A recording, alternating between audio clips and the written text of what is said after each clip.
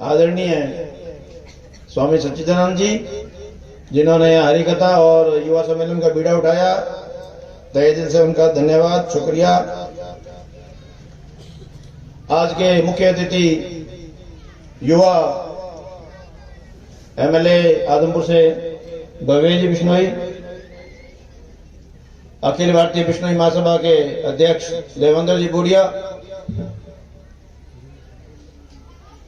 भाई सोम प्रकाश जी, रूपाराम जी, मेरे समधी और यहीं के जन्मे जाए डॉक्टर प्रवीण बिश्नोई जो डायरेक्टर क्लिनिक्स हैं, बेटी परी बिश्नोई जो आईएएस आइकॉन, डेनिश प्रवीण जी के नाम के दूसरे हमारे प्रवीण भाटिया जी जो एक अलग जगा रहे हैं एजुकेशन में, गुरु जी के नाम से फेमस, भाई श्याम सुंदर जी, भांजी मेरी अनु बिश्नोई डिप्टी एसपी रायसी नगर, युवा कवि अशोक जी, इस प्रांगण में उपस्थित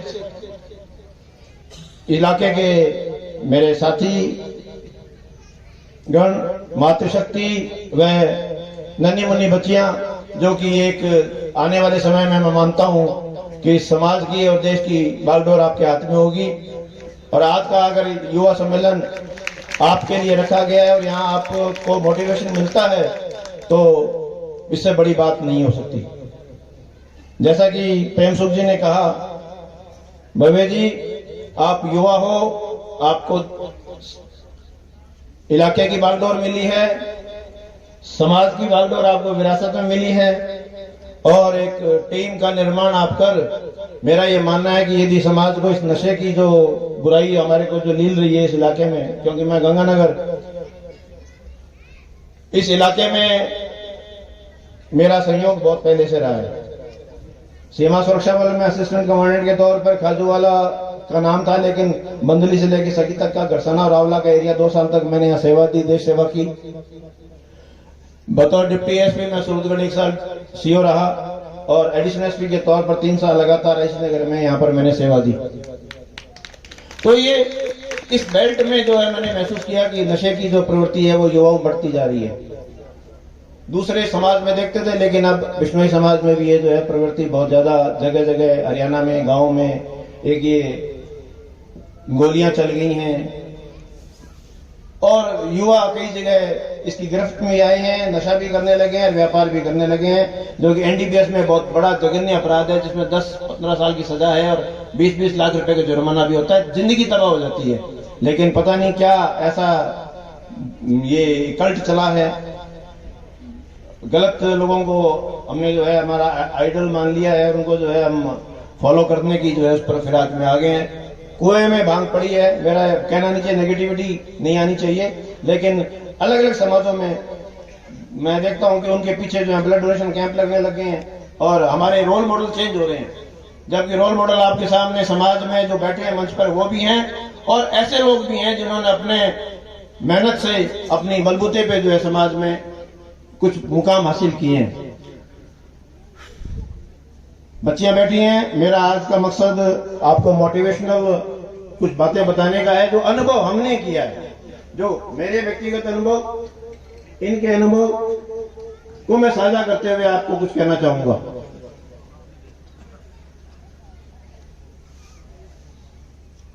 पिताजी ने कोटेशन मुझे बताई, उसका कोटेशन का मतलब मैं बता देता हूं। The Heights reached and kept bye great man were not attend in shuttle flights.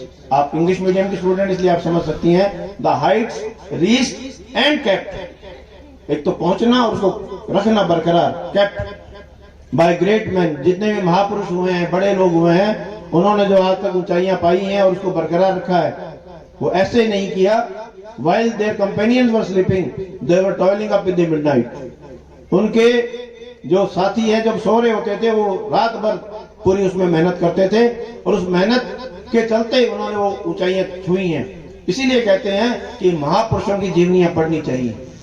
उस महापुरुष की जीवनी पढ़ने से हमें बहुत ही उनके बारे में पता लगता है कि वो किस बैकग्राउंड से आए थे और उस बैकग्राउंड से निकलकर उन्होंने उस ऊंचाई को छुआ है। वो हमारे लिए एक मोटिवेशन का काम करती है।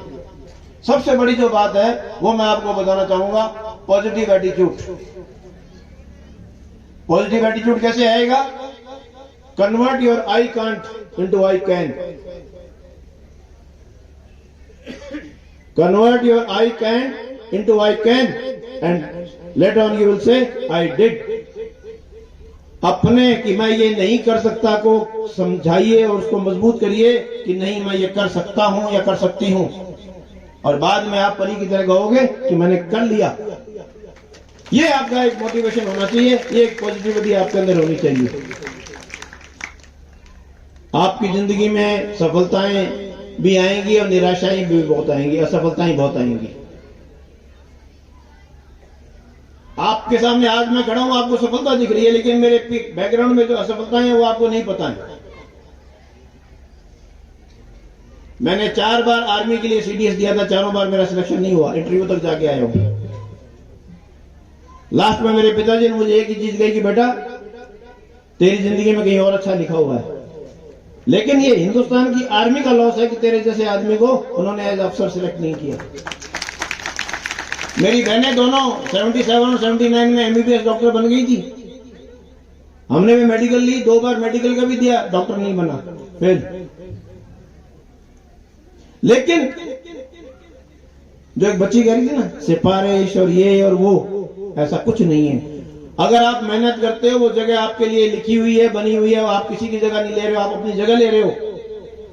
आप अपनी जगह पे जाके बैठ रहे हो, वो जगह आपके लिए बनी हुई है। मैंने बीएसएफ में असिस्टेंट कमांडेंट का ऑल इंडिया लेवल का एग्जाम दिया और मेरिट में 10वां स्थान प्राप्त करके 89 में मैं assistant commandant direct entry select हुआ। हिंदुस्तान में बिश्नोई समाज में पहला अफसर हूं डायरेक्ट एंट्री में जाने वाला। लेकिन एक एग्जाम मैंने और भी दिया हरियाणा में, और आप ताज्जुब करोगे, हरियाणा फॉरेस्ट सर्विस में डिस्ट्रिक्ट फॉरेस्ट ऑफिसर के लिए इंटरव्यू तक पहुंचा। इंटरव्यू में कितने लेने थे? 3 सीट थी, 3 लेने थे और इंटरव्यू बुलाए 6 जने। बुलाए तो 9 थे, एक का इंडियन फॉरेस्ट सर्विस में हो गया, वो नहीं आया। 2 को हाइट और चेस्ट में निकाल दिया। आप कहते हो ना सिफारिश। उस टाइम के चेयरमैन बिश्नोई थे और कैंडिडेट अकेला बिश्नोई में था, मेरा सिलेक्शन नहीं हुआ था। लेकिन जब मैंने राजस्थान के आरएस के एग्जाम देने शुरू किए, मैं किसी की व्यवस्था पे सवाल नहीं उठाता, लेकिन यहां पर जब मैंने एग्जाम दिए तो मुझे यहां की निष्पक्षता में हरियाणा का होने के बावजूद राजस्थान में सिलेक्ट हुआ हूं एज आरपीएस और मेरिट में सिलेक्ट हुआ। हम सिस्टम को दोष नहीं दे सकते, किस्मत में जो लिखा होता है वो मिलता है। यहां पर मैंने पहला एग्जाम दिया, मेरा सिलेक्शन नहीं हुआ। दूसरा एग्जाम दिया, मैंने कोचिंग ली, तैयारी की, मेरा मेरिट में नहीं था, लेकिन रीशफलिंग में सिलेक्शन हुआ। तीसरी बार, हर बार मेरे 5% इंक्रीज हुए और तीसरी बार में मेरिट में सिलेक्शन हुआ। मेरे पिताजी मेरे गाइड थे। मेरे पिताजी हमारे समाज के हरियाणा के पहले आदमी थे जिन्होंने आर्मी में कमीशन लिया था, और उन्हीं की वजह से, क्योंकि वो एजुकेशन लाइन में रहे, बीएसएफ स्कूल के प्रिंसिपल भी रहे, तो हम चारों बहन भाई की पढ़ाई बहुत बढ़िया उस टाइम में हुई, जिसकी वजह से 2 बड़ी बहनें, दोनों एमबीबीएस डॉक्टर। 77 में हरियाणा की पहली महिला डॉक्टर होने का गौरव प्राप्त है उनको। मैं बीएसएफ में और यहाँ आरपीएस में आया, और छोटी बहन मेरी जो है डिस्ट्रिक्ट एजुकेशन ऑफिसर है। ये आप माताओं के लिए, सबके लिए एक मॉडल है कि अगर बच्चों में भेदभाव नहीं रखा जाए तो बच्चे बराबर हैं और बच्चे बराबर तरक्की कर सकते हैं। मेरे ससुराल में भी मेरी जो 3 सालियां हैं वो बड़ी एडिशनल एसपी आपके अपने हनुमानगढ़ में रह के गई हैं। मेरी धर्म पत्नी जो है कॉलेज में लेक्चरर है, छोटी जो है उन्होंने पीएचडी की है, डॉक्टरेट की है, लेकिन अपना व्यापार देख रही है। बहुत स्कोप है आपके पास, लेकिन माँ बाप के लिए है कि बच्चों को सपोर्ट करें। तपना पड़ता है, त्याग करना पड़ता है बच्चों के लिए। Parenting is a 20-year business. मेरे को बड़ी हैरानी होती है कई बार। मैं एक बार को मामला हुआ था, बच्चों को मैंने मोटर स्कूटर पकड़ते चलाते देख लिया था, पकड़ लिया था। बच्चों को उनके पेरेंट्स बुलाए, मैंने कहा तुमने छोटा सा बच्चा है 8वीं क्लास में, उसको स्कूटर दे दिया, मोटरसाइकिल दे दी, ये बच्चा कहाँ जा रहा है, कहाँ रहा है तुम्हें पता नहीं। बड़ा हैरानी मुझे हुई कि साहब क्या करें, इसको ट्यूशन भी जाना पड़ता है, क्लास भी अटेंड करनी पड़ती है, मेरे पास टाइम नहीं है। तो मैंने कहा भले आदमी, तेरे पास जब टाइम नहीं था तो बच्चे पैदा ही क्यों किए तूने? अरे किसी ने पीले चावल थोड़ी दिए थे कि तेरे को कि तू पीले चावल ले बच्चे पैदा कर। बच्चों के लिए टाइम देना पड़ता है। ये मैं आपको समझाना चाहता हूं। हमारे माँ बाप ने हमारे लिए टाइम दिया तो हम आपके सामने खड़े हैं। परी के माँ बाप ने टाइम दिया, परी आपके सामने बैठी, सबके माँ बाप ने टाइम दिया है। और जो और भी कामयाब है उनके माँ बाप ने टाइम दिया है। आप अपनी जवाबदारी पहचानिए। बच्चों में टैलेंट है, उस टैलेंट को जो है आप कामयाब बनाइए। अगर किसी ने कोई गलत उदाहरण समाज में पेश कर दिया, उसको नजीर मत मानिए। अगर दो बहनें डॉक्टर बन गई और उन्होंने समाज से बाहर शादी कर ली, तो इसका मतलब नहीं है कि सारी लड़कियां बाहर जाके शादी करेंगी। मेरी बहनों ने समाज में शादी की है ना, मेरी सालियों ने समाज में शादी की है ना, पढ़ी लिखी होने के बावजूद भी। तो क्या हुआ अगर कोई गलत नजीर आपके सामने पेश होगी तो क्या उसको उदाहरण मान के चल लोगे? इनका भविष्य खराब करोगे? नहीं, उसकी जरूरत नहीं है। अपने बच्चे में विश्वास करिए, अपने बच्चे से संवाद रखिए, डायलॉग करिए, बच्चे को दोस्त मानिए, उससे बात करिए, उससे वार्तालाप करिए। और सबसे बड़ी जो ये माताएं बैठी हैं, आज मुझे बहुत खुशी है कि इस पंडाल में आपसे ज्यादा मातृशक्ति उपस्थित है। और इनकी जो है, इनका सबसे बड़ा रोल है इन बच्चियों को, अपने बच्चों को कामयाब करने में। इसीलिए बेटा एक एम रखिए, चाहे वो डॉक्टर बनना है, इंजीनियर बनना है, प्रशासनिक सेवा में जाना है, साइंटिस्ट बनना है, कुछ भी बनना है, एक एम रखिए और उस एम के साथ मेहनत करिए। मेहनत इतनी शिद्दत से करिए कि उसकी सफलता का शोर सबको सुनाई दे। Success is a ladder not an escalator. मेहनत करनी पड़ती है, सस्टेन्ड हार्डवर्क करना पड़ता है, एंड सस्टेन्ड हार्डवर्क भी इंटेलिजेंट हार्डवर्क। जब मैंने कंपटीशन दिए, मेरी कामयाबी नहीं हुई, पिताजी मुझे एक चीज कहते थे कि अपना पीछे का पूरे उसको बैठ के आत्म अवलोकन करो और आप ये देखो कि आप में कमी कहां रही है और उस कमी को क्या आप दुरुस्त कर सकते हो। यदि आप उस कमी को दुरुस्त कर सकते हो तो दोबारा पूरे जोश के साथ दोबारा बैठ जाइए और फिर उस कमी को दूर करिए। जैसा परी ने कहा कि साहब डर लगता है, डर नहीं रहना, डर नहीं, डर को निकालिए। मैं जब 8वीं क्लास में पढ़ता था तो मेरी सिस्टर बड़ी जो थी उसको मैंने यूं ही कहा, मैंने कहा मेरे को केमिस्ट्री अच्छी नहीं लगती। सिस्टर को बड़ी हैरानी हुई, बोली अभी तो आगे 8वीं में है, आगे तेरे को इंजीनियरिंग करनी है, डॉक्टरी करनी है, केमिस्ट्री तो बहुत इंपॉर्टेंट पार्ट है साइंस का।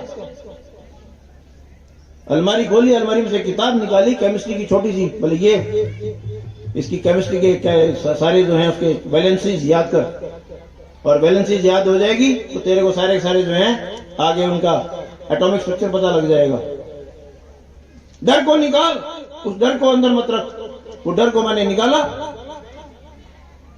केमिस्ट्री में मेरे बड़े अच्छे नंबर आए, साइंस में, फिजिक्स में मेरी डिस्टिंक्शन रही 12th में। तो मतलब कहने का ये है कि आपके अंदर कोई हवा है, उस हवे को निकालिए। I can't say I can में ले जाइए और I can say I did में आपका ये मंच पे आप आएंगे, ये मेरा दावा है। एक जो है आपके लिए कविता बता दूं, समय कम नहीं, ज्यादा समय नहीं लूंगा क्योंकि मंच पे वक्ता बहुत हैं और कहने को बहुत कुछ है, घंटों बोला जा सकता है, लेकिन चूंकि मोटिवेशनल काम है, आपके लिए जो एक छोटी सी कविता मैं उसमें सुनाना चाहता हूं। परिंदे रुक मत, तुझ में जान बाकी है, परिंदे रुक मत, तुझ में जान बाकी है, मंजिल तो बहुत दूर है, बहुत उड़ान बाकी है। आज या कल मुट्ठी में ही होगी दुनिया, लक्ष्य पर अगर तेरा ध्यान बाकी है। यूं ही नहीं मिलती रब की मेहरबानी, एक से बढ़कर एक इम्तिहान बाकी है। जिंदगी की जंग में है हौसला जरूरी, जीतने के लिए सारा जहां बाकी है।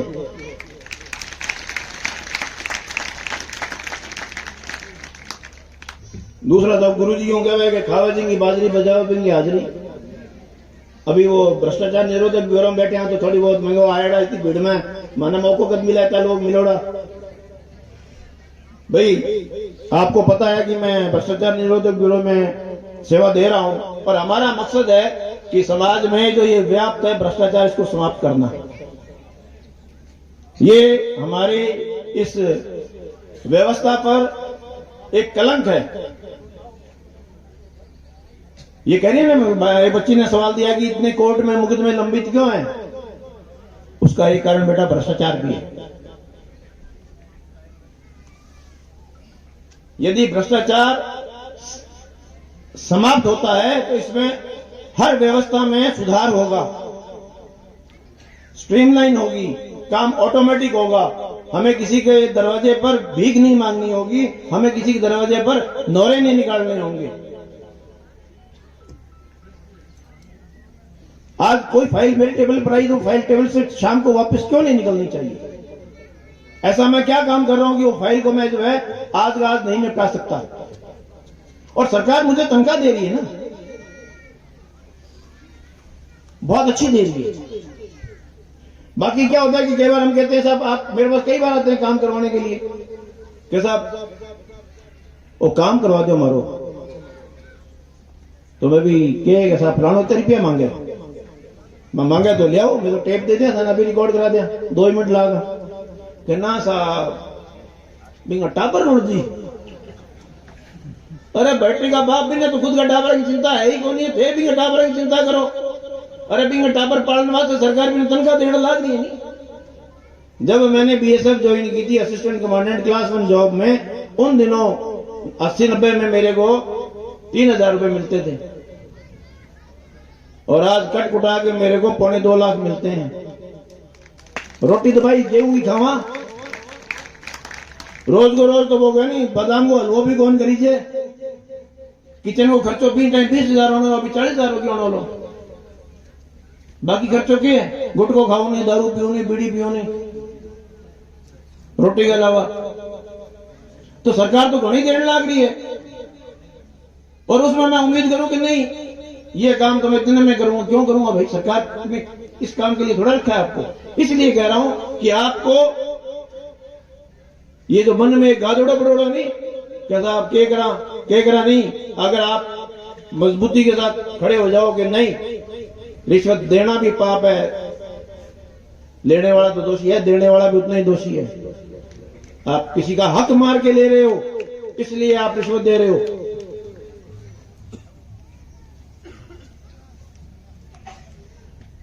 तो ये अगर आप हमारे हाथ मजबूत करते हो तो मैं ये मानता हूं कि आपके आसपास का वातावरण बहुत अच्छा हो जाएगा, बहुत ही स्मूथनेस आएगी और एक आप समाज का भला करोगे। डाबला समिति का मैं तहे दिल से धन्यवाद, शुक्रगुजार कि आपने मुझे बुलाया, सम्मानित किया, अब सबसे मिलने का मौका मिला, रूबरू होने का मौका मिला। धन्यवाद। जय हिंद।